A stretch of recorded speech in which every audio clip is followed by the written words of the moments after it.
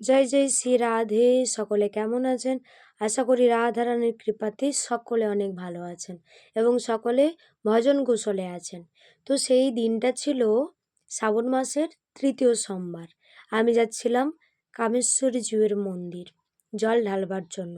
এই শ্রাবণ মাসেই সকল ভক্তবৃন্দ যায় মহাদেবের মাথায় জল ঢালবার জন্য, কারণ এই শ্রাবণ মাসই হয়েছিল সমুদ্র মন্থন।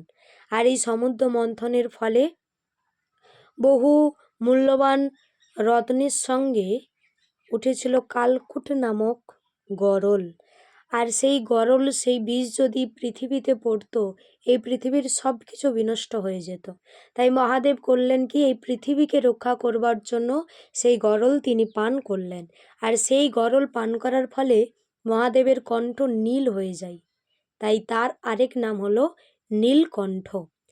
আর এই গরল পান করার ফলে মহাদেবের সারা দেহে যখন প্রচণ্ড তাপের সৃষ্টি হলো, তখন দেবরাজ ইন্দ্র করলেন কি, জল দিয়ে সেই তাপ তিনি নিয়ন্ত্রণ করলেন।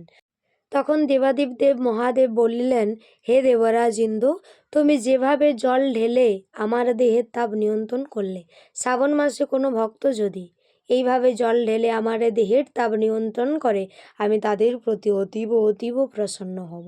সেই থেকেই শ্রাবণ মাসে সকল ভক্তগণ আসে দেবাদিদেব মহাদেবের মাথায় জল ঢালবার জন্য।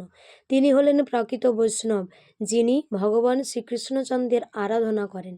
তাই মহাদেবের কাছে একটাই প্রার্থনা, হে দেবাদিদেব মহাদেব, কৃপা করুন যেন আমিও ভগবানের আরাধনা করতে পারি।